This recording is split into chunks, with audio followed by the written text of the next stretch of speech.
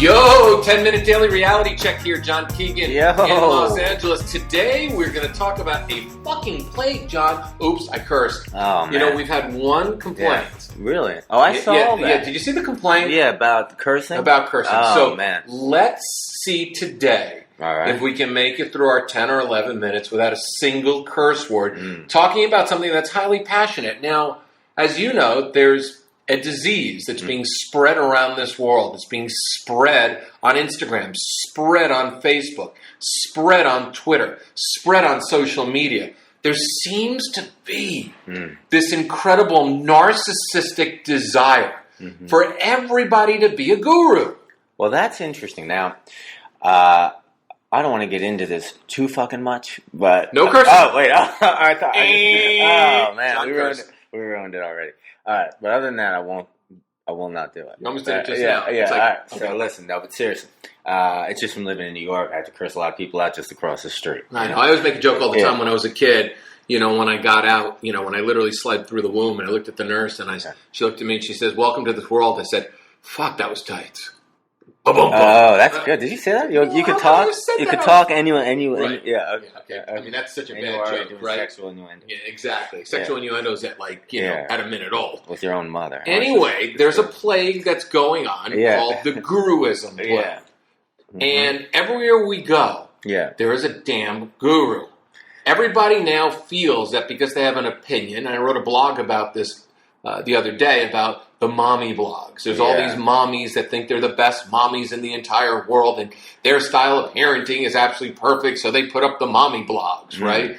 You know, I haven't seen many daddy blogs. Maybe I could be a daddy blog, right? That's a great idea. It's a good idea. Yeah, but it seems like everywhere you go, every street corner you're at, there's somebody who took a 19-year-old or 20-year-old who took some yoga class and became spiritually awakened, right? Yes. You know, what is it, John? Why does everybody feel like with no experience, no life experience or anything, that they have the right to become a guru? We've earned our right to be guru. I'm 20 years into the guru dating culture. You're 12 now? Well, yeah, I'd say I've been dating coaching for 10 years. Yeah. I mean, so we've earned it. You know, we put the hours in.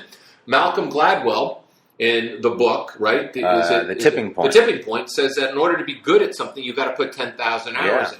Now it to be a master of something. To be a master. Yeah. Now it seems like people need to put 10,000 tweets in, or 10,000 Or maybe just 5. Or 10,000 seconds into something in order to be a guru. Well, here, hold on. Wait. Okay. Let me just cut you for a second, because you're making a great point, and it's true, and I'm sure anyone listening, everyone's noticing it. Anyone who's got a Facebook account's a guru. Anyone who's got an Instagram, any girl with an Instagram and a bikini and can take an ass shot and then tweak it with her 37 tweaking apps is a model, right? Everybody, so it's like that's the world we're living in. It's like, if in a spiritual level we're all here to become our own creators, everyone's kind of become their own guru and their own creator, but basically what I really see is just a lot of people who are clones or copies. And if you go to a yoga class, I like to go to yoga classes, but basically a lot of times there's a lot of people that do the yoga training and then they've done this 6-week stretching class and given, essentially it's a stretching class, guys,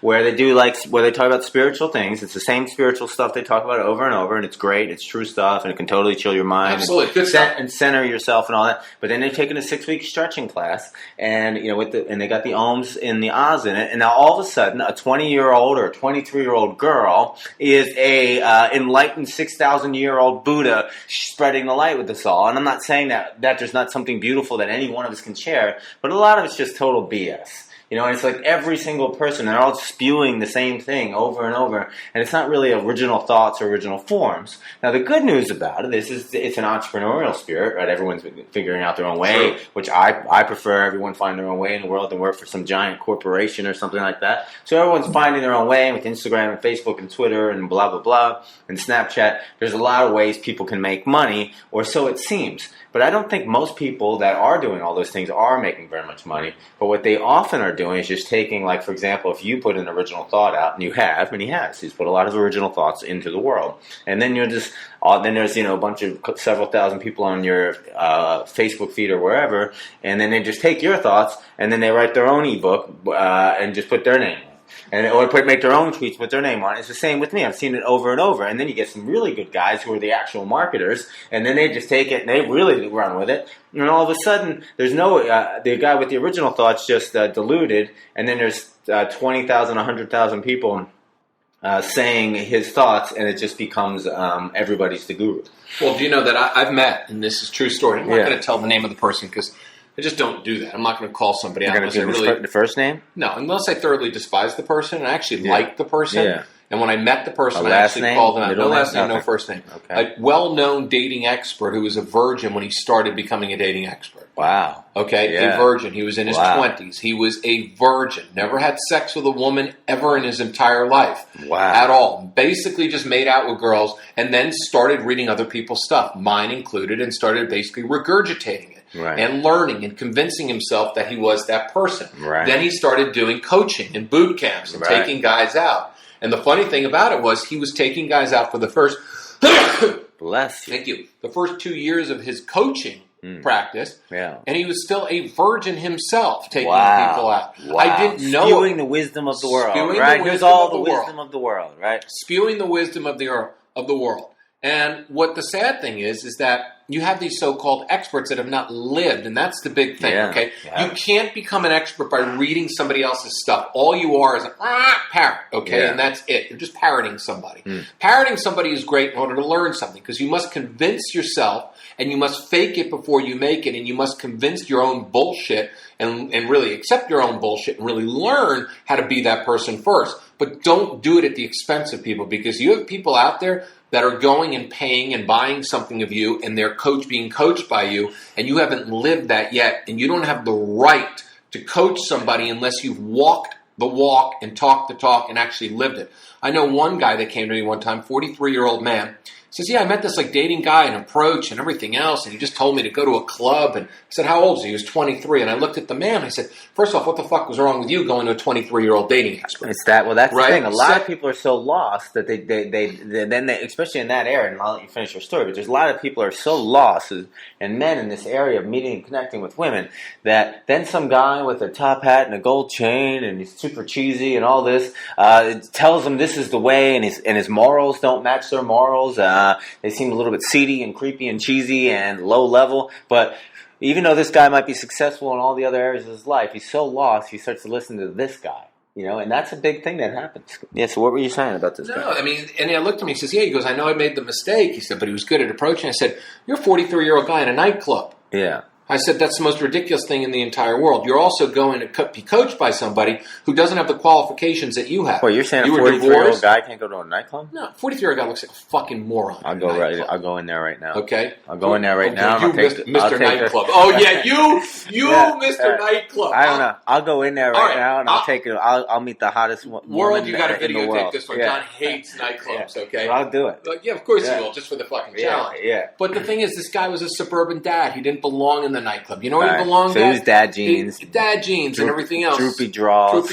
Diaper fucking pants. Well, that's his first problem right there. But the thing is, he's not. He didn't even want to meet young girls. He wanted to meet somebody 35 plus. He wanted to meet somebody who had kids. This guy took him into this whole nightclub and didn't learn and didn't understand. Plus, when he started asking for life advice, the guy was giving him regurgitated life advice that he probably read on a fucking cereal box. And that's the thing is, I don't disengage or, I don't think that you should not be a guru, but live life. When you're a life coach, live being a life. If you're a yoga instructor, put the hours in. If you're a guru, put the hours in, Learn the trait. This is, unfortunately, our fucking society is sprinkle water on something, and all of a sudden you want to become famous or want to become knowledgeable. And I think a lot of people are getting shitty advice from people who have not put in the time. And that's what I think is the Guru-ism play. You know what I like to call these guys and these gals?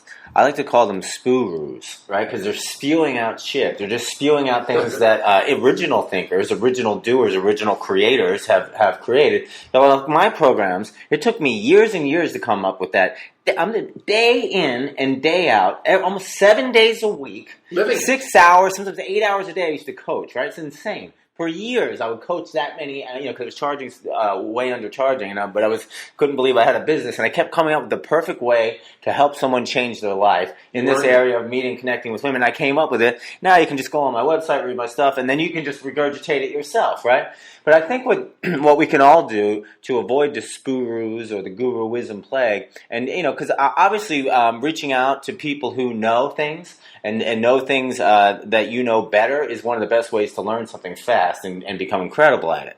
So that's not, we're saying avoid gurus or avoid people who know, right? But it's to find the right people who know, to find the right people who know for you, and look at their lifestyle, look at how they hold themselves, and when you're in front of that person, you'll feel it. I mean, I think for me, there's a lot of, guys running around LA and New York that are saying they're the approach guy and this and that, and, they're charging a nickel and a dime, and then these guys will say, oh, well, man, it's a nickel and a dime, I'll go there, and then they do that, and then they feel miserable even more, and then they meet me, and it's a much more expensive endeavor, but they can feel the power, they can feel that this is the real thing when you stand next to it. We're running out of time, but I'll tell people this over and over again. You get what you pay for. That's right. You go and you hire a cheap attorney, you're going to get some shitty legal advice. Yeah, that's right. You go to women do this, you go and get your boobs on sale, right? You're going to have one that's higher than the other. And they're all super hard. Okay, they're super hard. Yeah, don't do it. You go and you get laser surgery by somebody who's, a billboard laser surgeon guy. Yeah. You get what you pay for in life. You go from an Irish guy to an Asian man. Yeah, right? you get what you pay for. That was very funny. Yeah.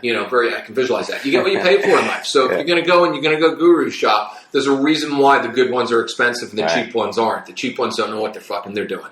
Anyway, 10-minute daily reality check. David Wygant here, John Keegan out. Come on back tomorrow for more self-help that doesn't suck.